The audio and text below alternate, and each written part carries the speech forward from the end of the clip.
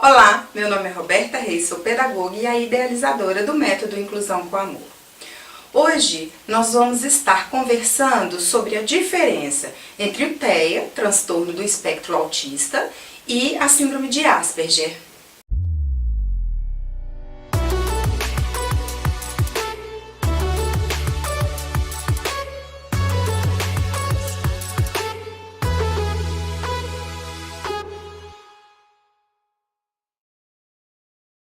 Vamos lá.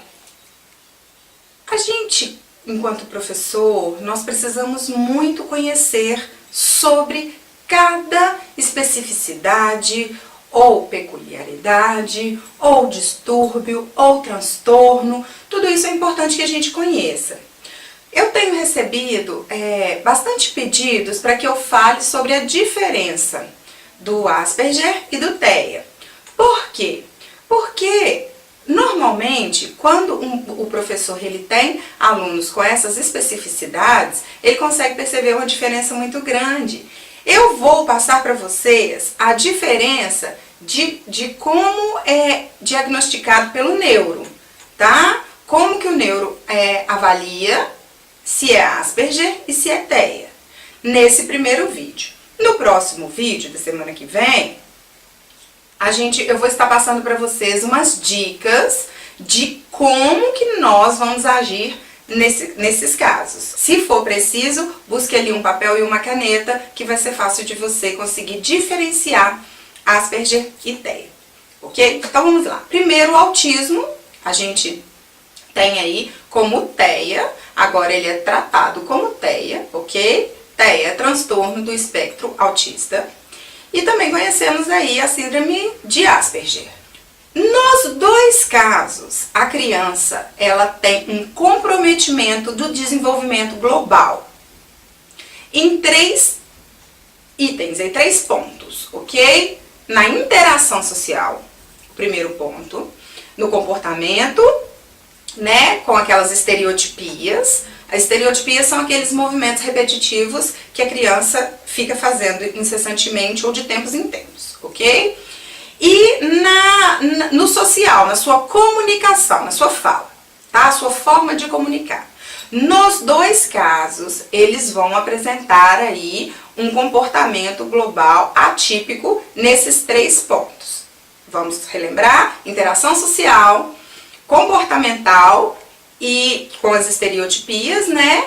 E no social, no caso da sua comunicação. Tudo bem? Nos dois casos. Mas se é a mesma coisa, se eles apresentam peculiaridades nos mesmos pontos, o que diferencia os dois? Fácil. A intensidade, a profundidade e a gravidade dos sintomas. Ok? Então vamos lá. A criança que está dentro do TEA, tá?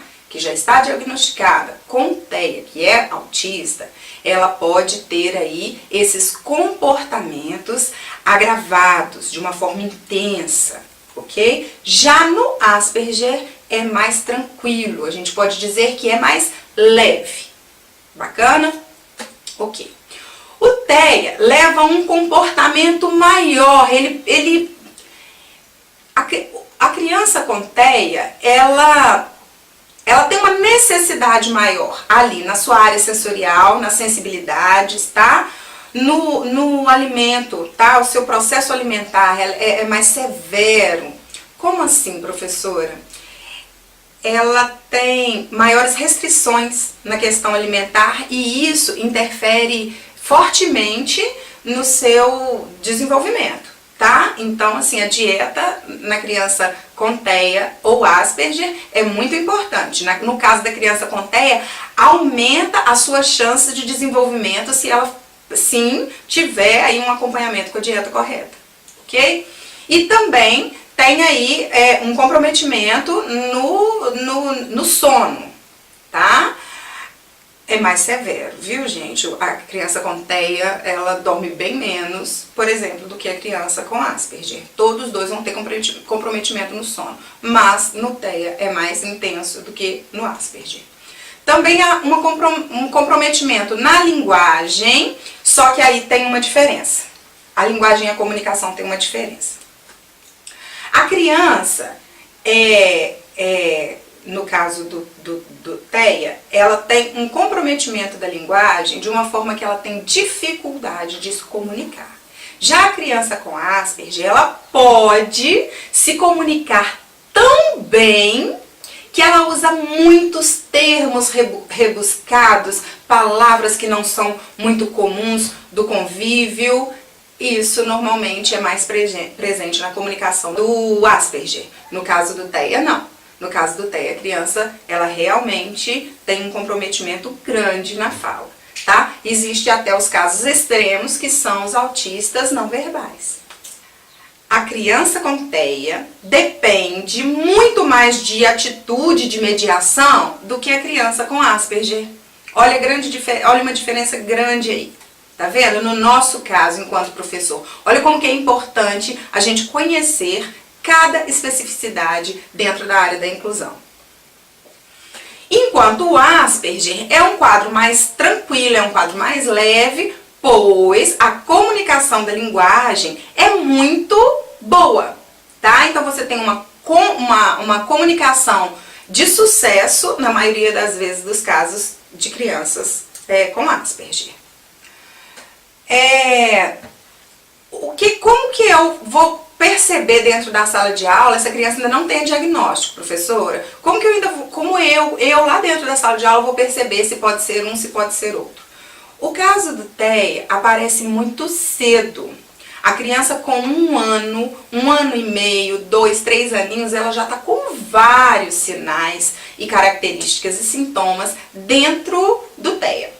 Já no caso do Asperger, a gente custa a perceber, a família, a gente custa a perceber, a gente vai ter noção disso lá na frente, com seus 6 anos, a gente pode ter uma noção precoce só no caso dos Asperger, que também possuem hiperlexia. Normalmente, crianças que apresentam hiperlexia estão dentro do Asperger, tá?